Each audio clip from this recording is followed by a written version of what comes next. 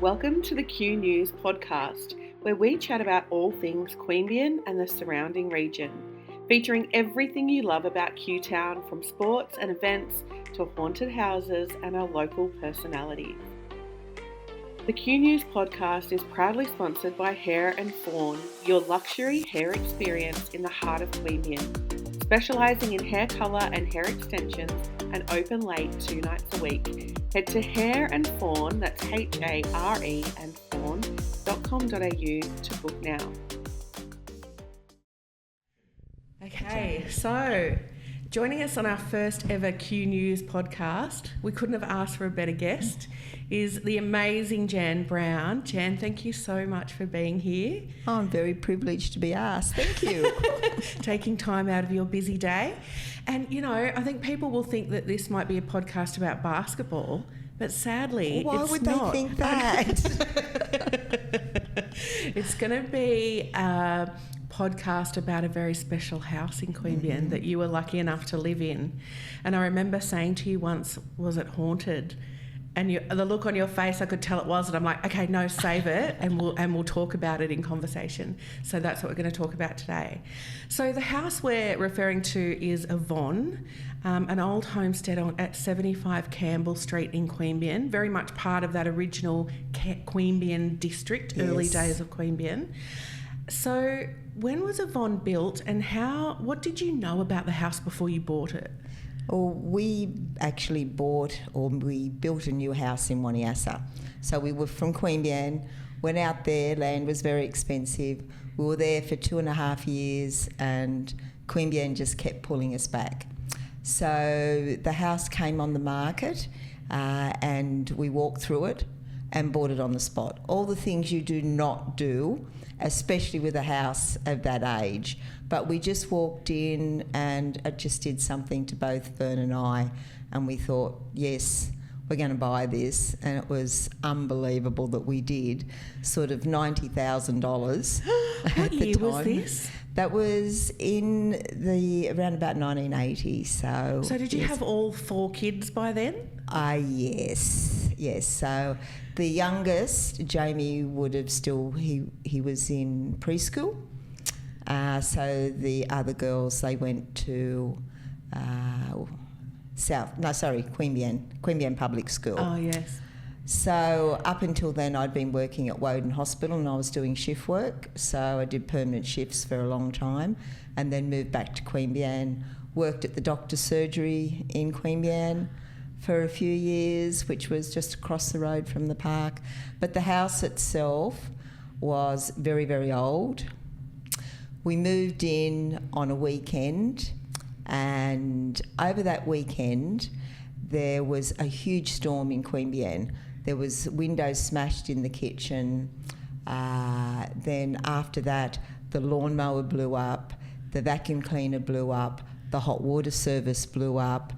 Over that weekend, the kids set fire to our station wagon. They were playing with matches in the back of the station wagon. Vern looks out the back window and the car's on fire. He goes racing out thinking the kids are still in there. They're hiding under the bed in the back bedroom. Terrified. Because Jamie always wanted to see a fire engine. So here is a fire engine in the backyard and he's hiding under the bed.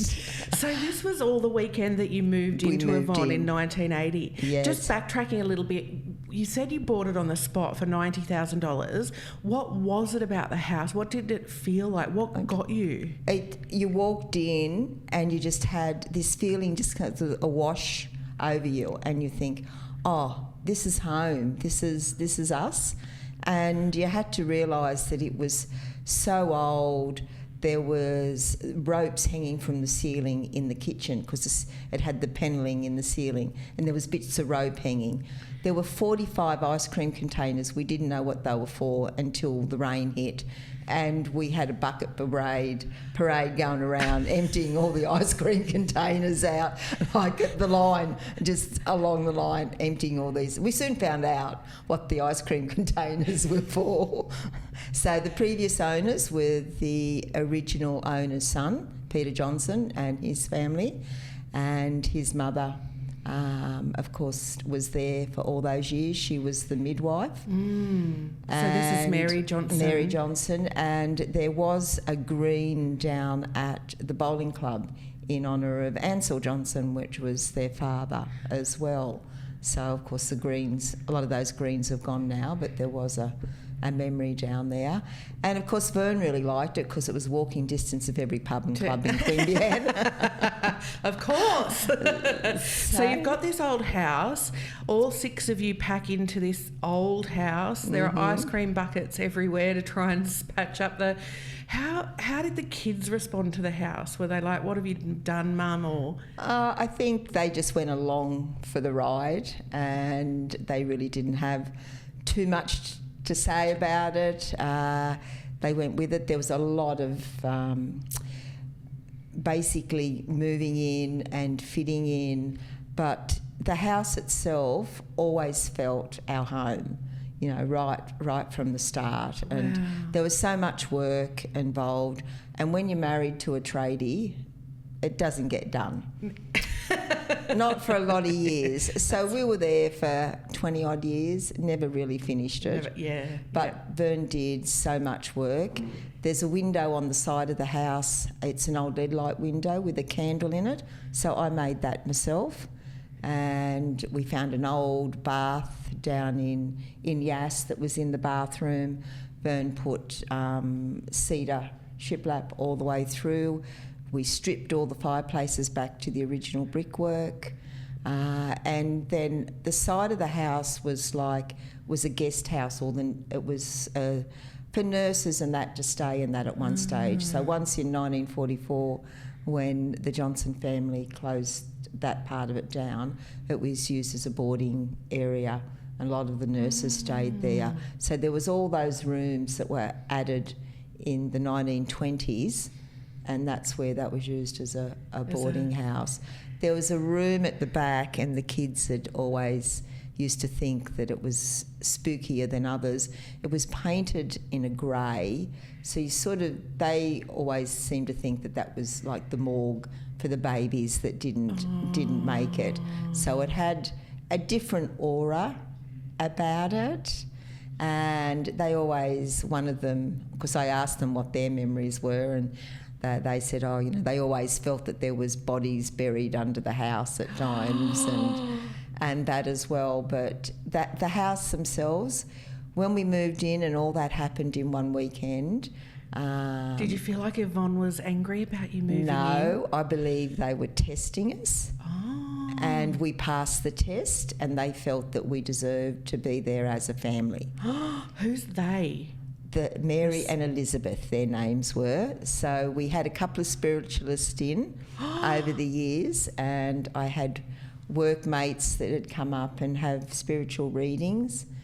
And one of the spookiest times there was, we're having a reading in one of the back room, and I had an old topaz bush, and all of a sudden there was no doors opened, no nothing. It started rustling, and the person that's doing the reading, she was saying, "It's okay, Mary, it's okay, we're okay." And then she went to the door to open the door, and she said, let me open it, it's okay, it's okay. And then all of a sudden she was able to open the back door. So it's like the spirit was going through. So was this while a friend was having a reading there? Yes. Did friends ask if they could come and have readings there? We had quite a few people. The spiritualist's name was June, and she was very extraordinary. She was really good. But she said they were both friendly. And told us their names were Mary and Elizabeth. And who do we think... So we know that Mary bought the land and then built the actual hospital. Yes. The house and hospital. Who was Elizabeth? We don't know who Elizabeth was, whether she was someone... Because there was a lot of different midwives helping out there as well. She could have been a midwife. In the time, So 1,700 babies born there during that period of time. And it closed down in 1944 as a lying-in hospital, and Vern, my husband's brother, was born in the front bedroom. He was one of the last babies to be born there. So it had an extra feeling about the house as well. with the renos and everything, we found a lot of different collectibles. The house itself's not going anywhere because it's just built so well. Wow. And even, what did you find? Well, Anything even in the ceiling with the insulation, it looked like sheep's fur. So that was the insulation bats back in those days, and it was built on great big stumps. We found lots of coins, you know, a few letters, a few papers. So it's a lot of those collectabilities and that you get with a house like that. Anything creepy? No, nothing really creepy. There was an area out the back, like a little laundry thing, and it had the old where they used to clean the clothes, the old copper, and I still have that copper today. Wherever we've moved to, I take that copper as a big planter down with me, so we have something from the They'd from wash the house. the bed sheets and all the linen and all the with from the the copper hospital. bearing. Oh. Yes, so we had this one bathroom which was very small, and over the years we had a lot of kids come and live with us. We had a couple that turned up on our doorstep that had difficulties at home, so they came to live with us for, you know, one of them stayed for nearly 3 years. And so we had at one stage 7 kids living with us. Only 3 of them were our own. So they'd come and go. We had kids from down the coast, from Cooma, still in touch with them all.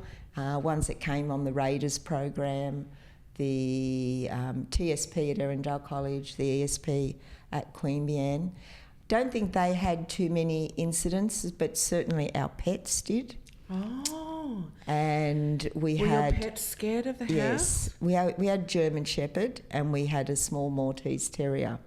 So the German Shepherd would, like most people, let their dog sleep with them, but he would go to our doorway in the main hall, and his hair would stand on end, and he would not leave that room until one of us got up and turned the light on.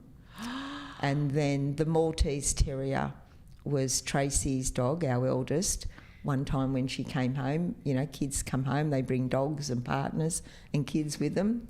So the dog had the same experience with the dog with the Maltese in the other part. It would get to a certain area in the house and the hair would stand on end, and they just wouldn't move because they could feel the presence of these of something that bodies. we can't feel. Yes. And you know, you've got to believe, and you know, I believe. And there was too many incidences when you'd go somewhere and or something happening, and you just felt a presence in the house, but you weren't threatened. There was nothing there. You felt okay, you know, you're fine, and that. And there would have been so many stories to be told by these people, unbelievable. So many women that would have lost their babies over time. You know, and tragic women themselves stories. dying in childbirth. Yes. Much more common. That's right. Before the wonders of modern technology. Yes, exactly. So do you right. feel like because you respected the presence that was there, it kind of left you alone, or just felt comfortable with you? Well, or lived with us, because it was their house at the end of the day.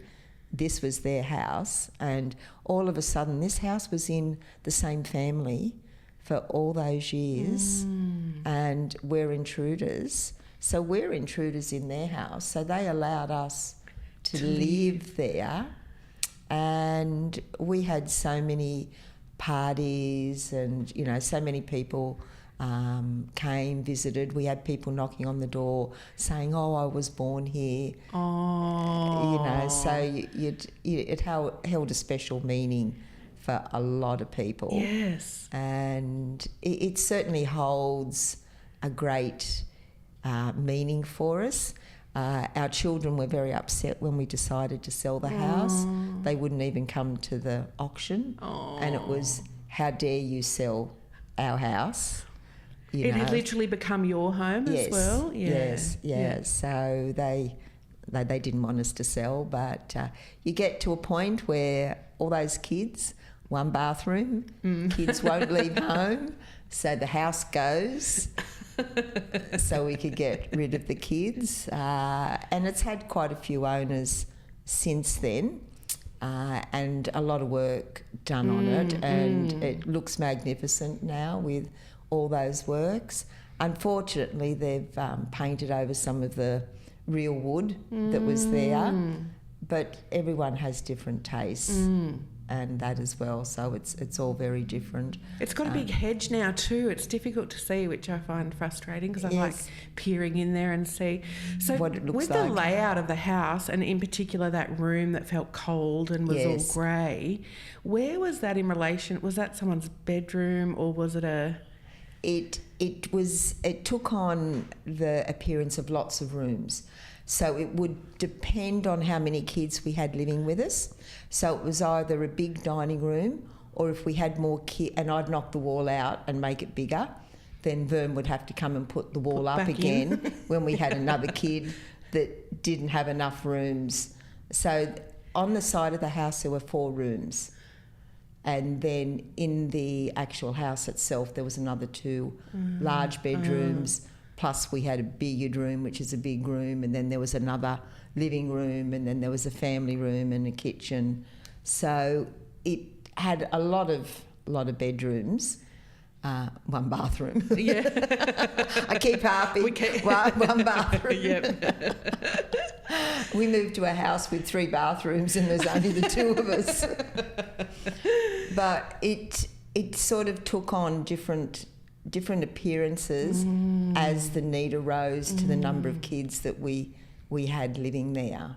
And, you know, it was even down to the house itself. Coming back to my basketball involvement, we would go away to Snowy Conference, we'd go to Sydney, Shoalhaven, Goulburn, and because it was in the region, we could have had any Friday night up to 24, 28 kids on the floor, just sleeping on those floors till we took off the next day.